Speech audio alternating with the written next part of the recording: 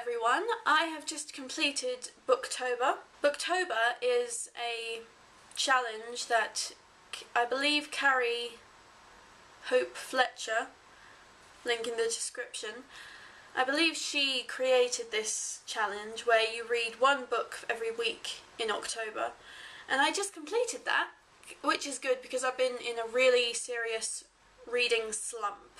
Ever since I left drama school I just haven't had time to read, which is a problem because I have a lot of books that are being neglected, and this really gave me a jump start into reading. So I thought, since I got through more than 4 books in 1 month in Book-tober, I'm going to do Book-vember as well. And it's also Children's Literature Month, so, well, okay, one of them is a children's book. So here's the books that I read in October. In the first week I read If I Stay by Gail Foreman. There's a film of this been released, I haven't seen that, and I'm not going to go to any great lengths to either. If it comes up on Netflix I'll watch it. I can't remember what I gave this. It's either 3 or 4 stars. 3. I gave it 3 stars. It's a good read. It's for teenagers. Well, it's why do we have to have age ranges on these things? It has teenagers in it, but you don't have to be a teenager to read it. The second week of October, I read A Monster Calls by Patrick Ness. I did enjoy this. It was a quick read. It's not as spooky as I thought it would be. As I say, I thought it would be more scary. What happens in it is one of the scariest things that can happen to a person. This was good. I gave this 3 stars on Goodreads. I think it's aimed at younger children. But as I say, you don't need to be a child to read it. In the third week of October, I read Silver Linings Playbook by Matthew Quick. And let me tell you a little story. I bought these at the same time, but it has been over a year that I've owned both of these, because you have to read the story first, you have to. So these have been gathering dust on my shelves, neglected, until now. So half an hour after I finished reading this, I watched this. Oof, they're very, very different. Yeah, I was watching this and I was thinking, I don't know these people. But it's still a good film. I'll have to watch it again, because I was just a bit, oh, but it was good. I liked it. Also, Rick De Niro was everything I wanted the dad in the book to become, but didn't. And I gave this 5 stars. So good. For the last week in October, I read The Ocean at the End of the Lane by Neil Gaiman. This is exactly the book that I want to read as an adult, which has all the wonder of the magical fantasy books that I read as a child, but is for an adult. I highly approve of this. This is my first Neil Gaiman book. This will not be my last. I applaud Neil Gaiman. Very well done. October isn't exactly 4 weeks long, so there are a couple of days at the end of the month where I tried to finish reading this. I started reading this in October,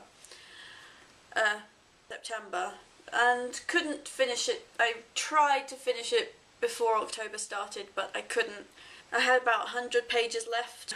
Last night on Halloween I tried to finish it. I have 2 chapters left, so that should take a couple more days. This is very good, by the way. If you're scared of classics, I'd give this a try. If you've tried like the Jane Austens, the Brontes, if you've tried that and not liked it too much, try this, give this a go. So, moving on to Book-vember. I'm going to start off, I've already started The Shadow of the Titanic. which is non-fiction. It's stories about the survivors of the Titanic, like what happened after. A lot of Titanic books stop when the survivors like get to New York, but this tells a story of what happened after that. I just glancing at the pictures. So this was this lady was an actress on the Titanic, survived. Her name's Dorothy Gibson.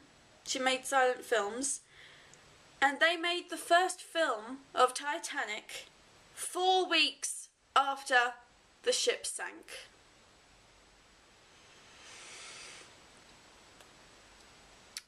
Wearing the same dress she had worn that night.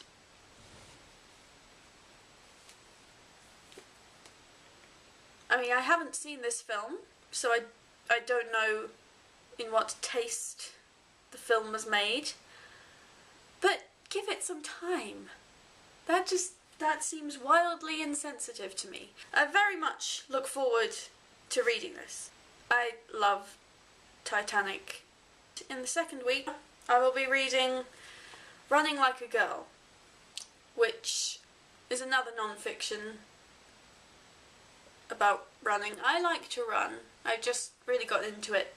If anyone is not motivated to exercise and you're a bit of a nerd, if you're a nerd like me, check out Zombies Run. Zombies, run!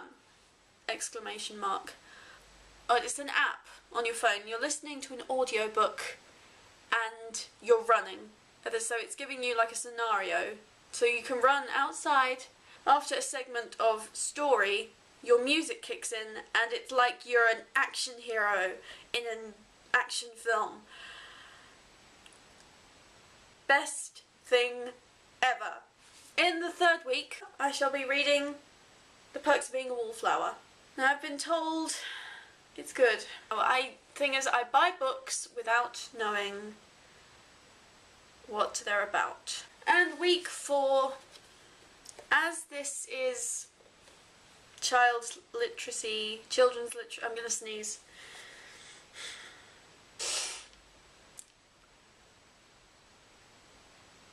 You know what's really frustrating? When your nose does that tingly thing and you're waiting for that sneeze which you know is gonna come, and then it disappears. It says, oh, I just tricked you. I have a frustrating nose.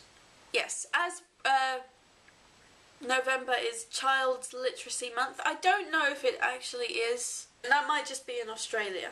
Words of a Reader said it was Child's Literacy Month or something. Even if it isn't Child's Literacy Month here, I don't need an excuse to read children's books.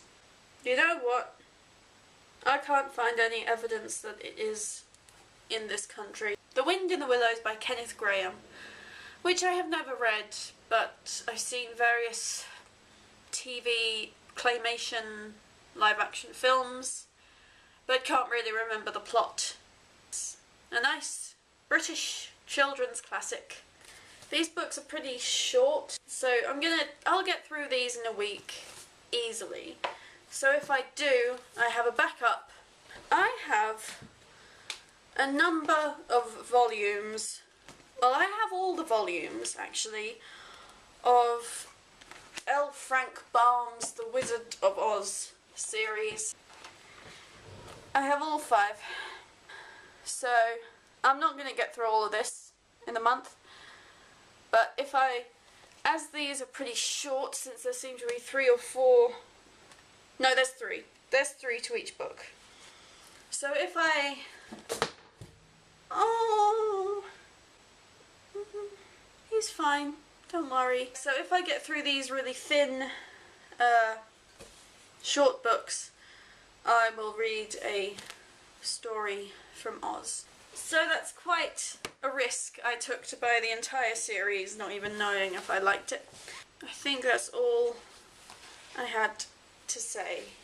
If you're in a reading slump, something like this is very good for getting you out of it.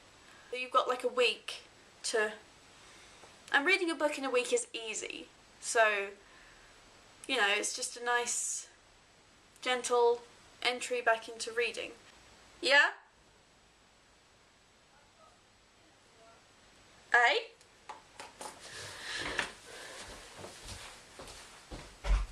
What, a takeaway? I'm gonna have to wrap this up because my sister's come home and we're doing dinner. So, thank you for watching, and don't be a stranger. Bye.